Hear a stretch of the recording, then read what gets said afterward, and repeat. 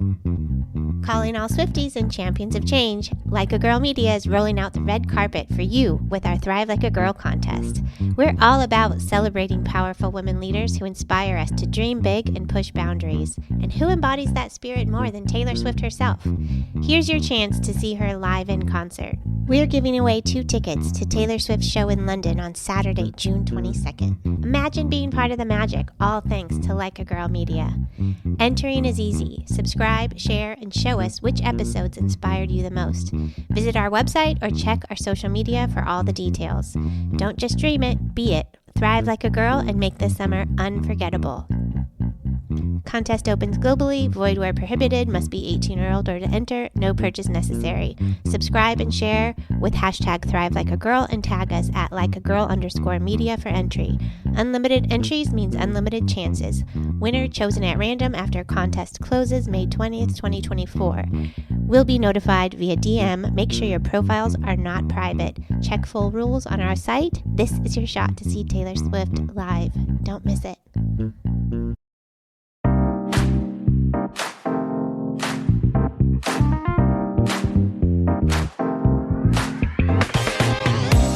Well, hello there, and welcome back to another episode of the Hit Like a Girl podcast. This is a show where we get to talk about the 30,000-piece puzzle that makes up healthcare, and each one of our guests brings in one of their expertise, like what's the piece of the puzzle that you hold. And so today is a very special day. We have one returning guest and one new guest, and I'm going to let them both introduce themselves, but let's start with you, Dr. Adaira Landry. Thank you so much for the invitation to be here. I'm a huge fan of the podcast. My name is Adaira Landry, Dr. Adaira Landry. I'm an emergency medicine physician at the Brigham. I'm an assistant professor at Harvard Medical School. I've been here for about 8 years, and I focused most of my career on, advising and mentoring students, residents, and fellows. So early career professionals, in other words. Over the last few years, I've started writing on my own and with other people like Dr. Resa E. Lewiss, who's here today, about the workplace. And we sort of set a journey a couple years ago to take that to another level, from writing articles to writing a book. And now we are co-authoring MicroSkills, Small Actions, Big Impact Together. Thank you for that. And you, Dr. Lewiss? Hi, everybody. Also echoing the thank you for the invitation to speak with you today. Huge fan of the podcast. So I'm an emergency medicine physician, a healthcare designer, and I'm committed to the written, spoken, and designed word. And what does that mean? I'm a podcaster. I am a writer. I'm also a medical educator. And so in the book that we'll discuss, Adaira and I really tried to help other people figure out how to navigate the workplace quicker, easier, more efficiently than we did it. Okay, so the workplace is a totally different place than it was even just a few years ago. And, I'm sure you guys have a lot of insight, but like even the transition from going to just the changing work environment. And if you're dealing with a lot of younger folks, how are they handling it? It's something I've thought about for a while of just like, can you imagine, schooling from home and then trying to get into the corporate world or business world and then adjusting to the culture? Like they must have a really tough time. Do you have any examples of what, and I'm just throwing it out there, but I'm sure that you must know some folks that are young and entering the workforce. Like, how are they managing? What are some of the struggles they face? So, part of my job is that I advise first through fourth year medical students. And so they are largely Gen Z. Many of them, as you said, spent most of their college experience virtual, or a large part of it virtual. And so I think one of the largest struggles is, and they have a very fair perspective, but the conflict of, does learning have to be in person or not? Like, can you be effectively engaged and learning while not physically present? And there's a culture clash and tradition clash of what we've always done, which is a phrase that both Resa and I feel like is a toxic phrase, because it's basically saying we've always done it this way, so we have to continue doing it this way. And so I think that's a theme coming up over and over again. Do I have to actually be in class? And so I think the workplace equivalent with that would be is, do I have to show up for work? Can I just do it remotely? And it's still as effective. We, in writing this book, beta tested it with a full range of readers. And We didn't know how it was going to sit with some of our high school readers, some of our college readers, some of our just entering the workplace readers. And in a very positive, reaffirming way, everybody said, wow, like we didn't know this. Wow, no one taught us this. So there are influences of social media, as Adaira just shared about, where learning needs to occur, how it should occur, the mediums by which it occurs. Everything has changed. And so learning these skills, breaking it down into small pieces and making it doable for the listener, the reader, the audience is something that we think will ring true and feel doable, not overwhelming to Gen Zers. I mean, I always think about how is it done? When you look back on how much you've accomplished and all of the big goals that you might have as an individual, for yourself or for your classmates or whatnot, and you look and you just think how do you do it? It's really step by step. You just do it one piece at a time. So can we talk about MicroSkills and how do you define them and what are some examples of MicroSkills? We get asked this question a lot, how do you define it? And people are like, well, it sounds like what it is. And in one way, it sounds like what it is. But our perspective comes from being emergency medicine physicians where we're given these large tasks someone comes in, they've cut their scalp. And initially when you're in training, you're like, okay, go fix that, go fix the wound. And there are so many steps involved in that process. So we translated that to navigating the workplace and taking something big, seemingly insurmountable, and breaking it down into small, doable steps. So small, concrete, fundamental building blocks that are additive, that are translatable, that help people get their larger goals accomplished, habits incorporated, and projects done. And the way we approach this book, sort of speaking back to what Resa said on those early meetings, we spent a good amount of time before we were even writing the first word of the book, just learning what the table of contents should look like. And we tried to make it comprehensive so that it wasn't just on one focused topic, but it was really a great guide that holistically supported the employee. And we also tried to put it in order of maybe not necessarily importance. I mean, importance is one word, but also how the order of operations were that, you first have to do this and then this and then this. So there is some flow to it. I just want to review some of the larger themes of the book. So we open with MicroSkills for self-care because to us, everything begins with the self. You have to be in a good spot before you start worrying about networking or building your brand. You as a physical, emotional, cognitive person needs to be well. And then we move on to managing a taskless and polished communication and building your reputation. These are just some basic fundamental things about building who you are as an individual employee. And then we move on to becoming a subject matter expert, learning your workplace culture, becoming a team player.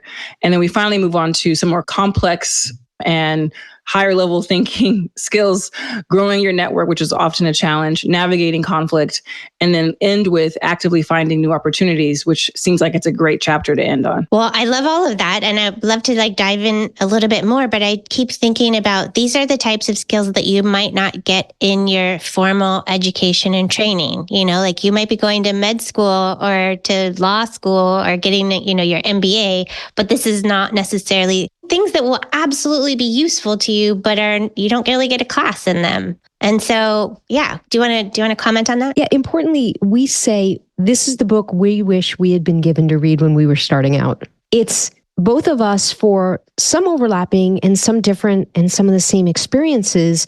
We were left feeling wait a minute, how did you know how to do that? Or who told you, how did you, it's almost like the playbook. Sports reference, hit like a girl. Some people seem to get the playbook and knew how to navigate the workplace seamlessly. And some of us, it took a little while. Now we got there, but gosh, let's make it easier for other people. Yeah. I mean, I think a lot of us rely on sort of on the job training, but I think we sort of took that content, those experiences, those lessons learned and put it to, on the page or in the book learning. And so it's really just a series, a collection of our personal experiences, all of these MicroSkills. And, in between any chapter, there might be, 7 to 11 or so MicroSkills. So there's a lot of content. But all of these are topics that Resa and I have experienced personally, because we open each of the MicroSkills with a vignette that really lands on the idea of, we get it. We have needed this microskill at one point in time. We didn't have this microskill at one point in time. So just really grounded in the real world, application. I'd like to start with the MicroSkills and the self-care. Can we talk about that in a little bit deeper? And I will share with you, I live in Mexico. I live in Baja California. So I had some friends visit me this last weekend, and that means they arrive on Friday and they leave on Sunday, and there's traffic. There's a huge amount of traffic that crosses the border specifically at those times. A lot of people are coming from California down for a weekend in Mexico. It's a really common theme. And I'm thinking about the micro skill of maintaining a positive attitude while driving, so that when there are a million people on the road, and preventing yourself from having road rage, or letting the person, in when you really don't want to, or not letting yourself become totally overwhelmed with either impatience or anger or frustration at the situation, of that micro skill of just maintaining peace in what might not be a very peaceful moment. Does that ring any true for anything as far as any of the skills? What would you call that? I think what you're describing is MicroSkill number 7, offloading routine tasks that bring you no joy or purpose. I mean, for me, if it's something mandatory, there is work that we have to do that no matter what, we can't take off our plate, right? I can list things from within my house, like changing diapers. I have to change diapers for my kids. I can't not do that, even though it's not a fun activity. And same thing with work. I can't not check my inbox, my emails. But things that are optional, we really highlight that in this chapter, which I think most of us can understand, that there's going to be a point in time where we have voluntarily taken some sort of project or task or responsibility on that ultimately is really painful for us and can ruin the moment, the day, our year. And so we address that in this chapter. I think in your specific case, I don't know how mandatory it is for you to pick your friends up from the airport versus suggesting they take some sort of a taxi or shuttle. But maybe there's a compromise where they meet you halfway or something.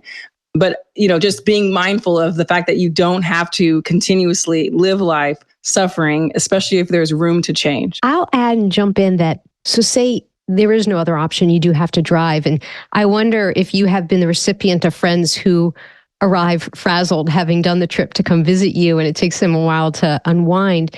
We're all human and we all have biologic needs. And so in that first chapter of MicroSkills for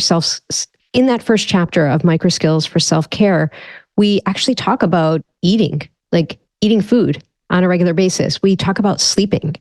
We talk about the importance of movement and exercise. So, all of us are going to feel the full range of the emotions. And I think the part that we can determine is how we express those emotions or how we react to situations. So I know that when I'm fed and when I'm slept, my control, and when I've done some yoga sessions, my control is very different than when those things have been abandoned or put away, put to the side. So in that chapter, we talk a lot about taking care of the physical self, the mental self, the emotional self, the community self. And so because we believe everything starts with self-care and the self, you're then in a better place to work with teammates, take care of the work. And in this case, the work is driving that car to arrive at your friend's house fresh. Well, I just get curious if some people are just committed to road rage. I'm the kind of person that has road rage. I've heard people say that before. And I'm just I feel like that's the opposite of a micro skill. That's because it would be really good to be able to manage. That there's going to be traffic. You don't have to suffer through it. You don't have to be in a terrible mood. And sometimes it's just a matter of adjusting the hour through which you drive. I mean, a lot of it is realizing where is the point of flexibility and how you can change that environment. So maybe you don't leave during a high traffic time and you leave off hours. Maybe you carpool so that there's someone there to talk with you. I mean, what we're trying to teach is this idea of figuring out what your emotional thermometer is at the time, what's triggering it, and finding simple ways to circumvent it. Well, let's address some of the vignettes that were your personal experiences. So what were some of the lessons that were deep for you that you felt like you needed to share on kind of transition to supporting the community or teams or whatnot? And Resa, let's start with you. Well, I'll give like the 30,000 foot view and just say, for people that haven't experienced the book yet, Adaira and I, when we write, there's the first draft, there's the as I call it, like kneading dough, like you're making bread. And there's so many iterations. And in the iterations of the actual MicroSkills and why it's hard, why it's important, and critical actions, that's a little different than our personal stories, our vignettes. Like to really get them fine-tuned and sharpened so they're saying what we want them to say, and they're effective, and like whatever emotion that may have driven the story is kind of worked out, and we're able to see, here's the lesson, or here's the feedback, or this is why this is actually a really important story. That's how we got there, and it took a while. I'll share one about feedback. And I was in a faculty meeting, and a specific resident doctor in training was talked about, and people were saying that she, on shift, wasn't able to complete tasks, would pick up new patients without completing and dispositioning the other patients, and that really to work with them was not as smooth as faculty would have hoped.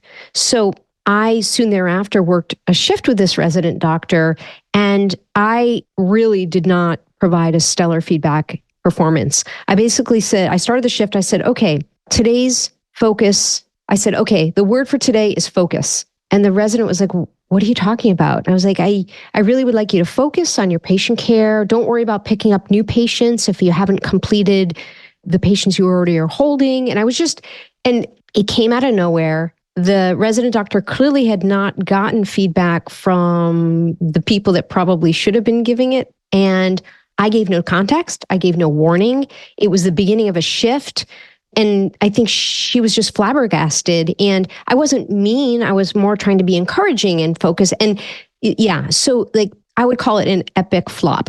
And going forward and in learning more about giving feedback and having been the recipient of a lot of feedback in my professional life, you want to set the person up. You want to make sure that everybody feels psychologically safe and the actual location works.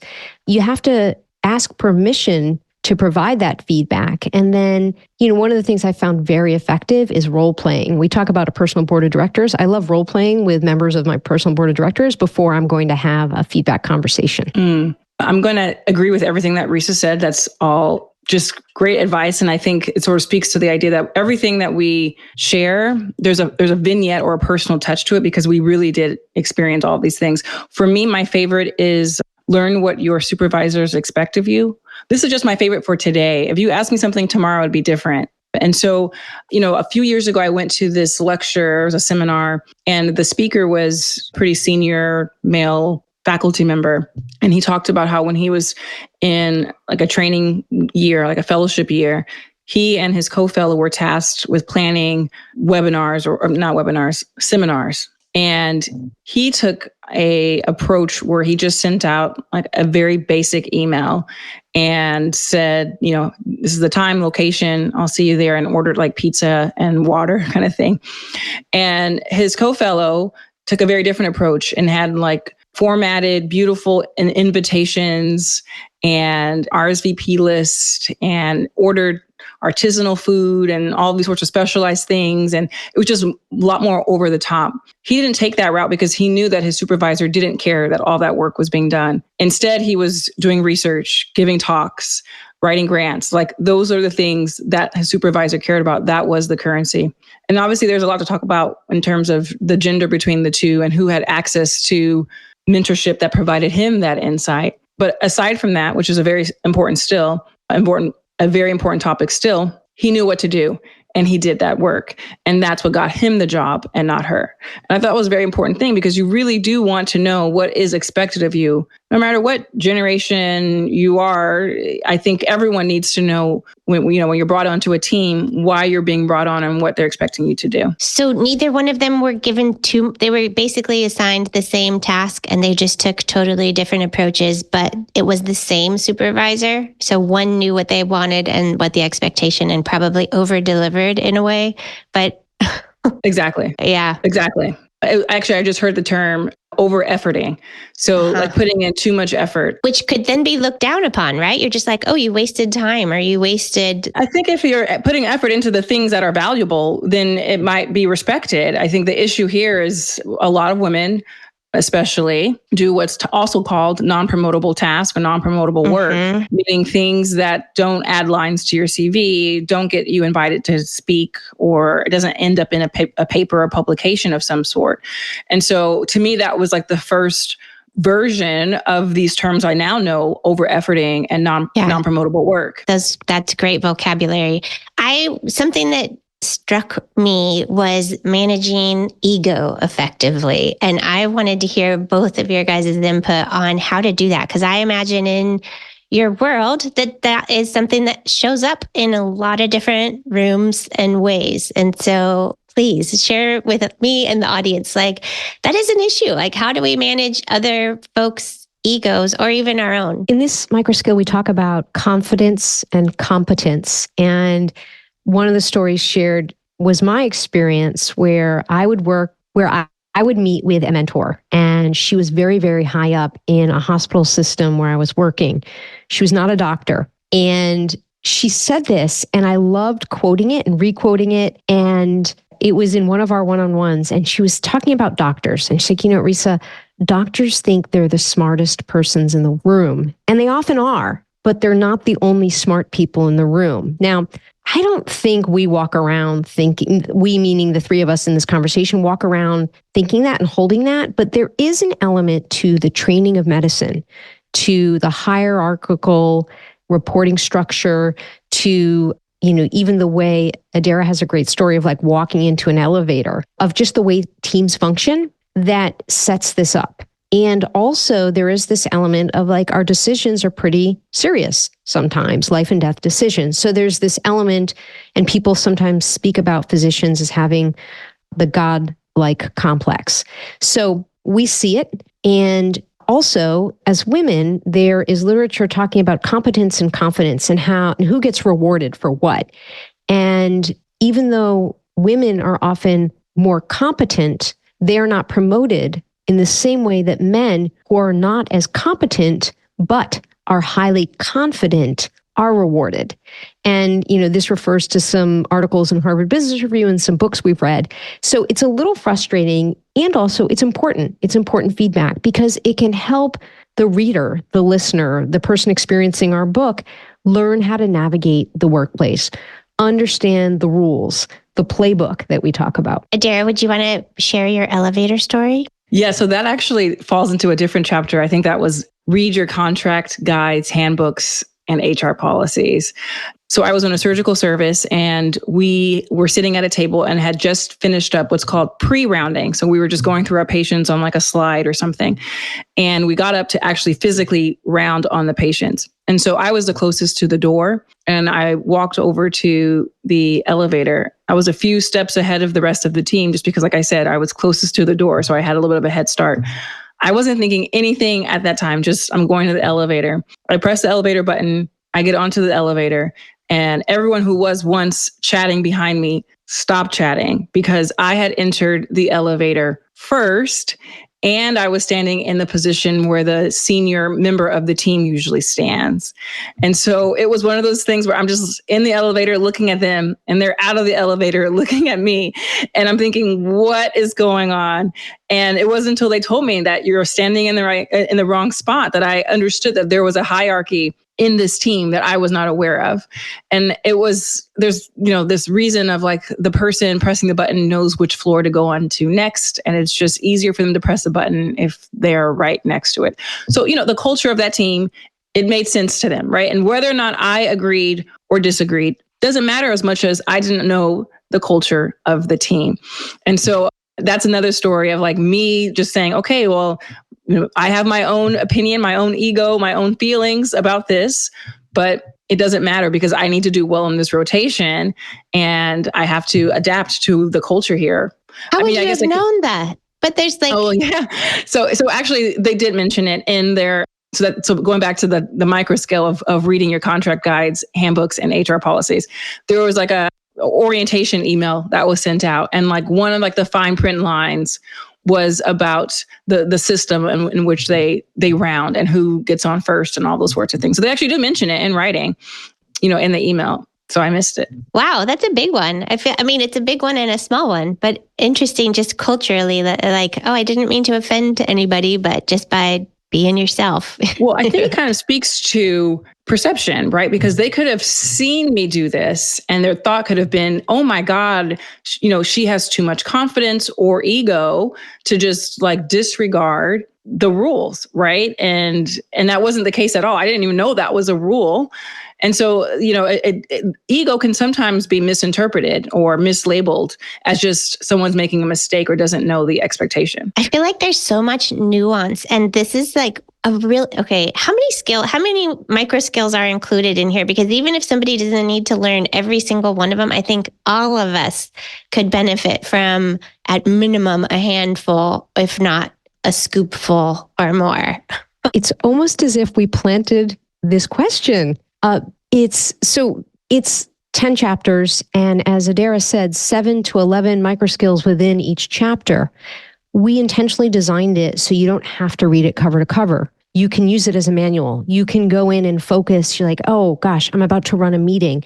Let me read about what they wrote, MicroSkills, about how to run a meeting. Or I'm going to be giving a talk. We have a whole chapter with lots of microskills on polished communication. So it can be a quick reference and it can be a cover to cover, however the person wants to experience it. I'm going to print this out and just have it available for whenever I need it. Because even in the conversation around like empathy or pausing before you speak, and like having it's how to show up, right? And it's not English class. It's not math. It's not science.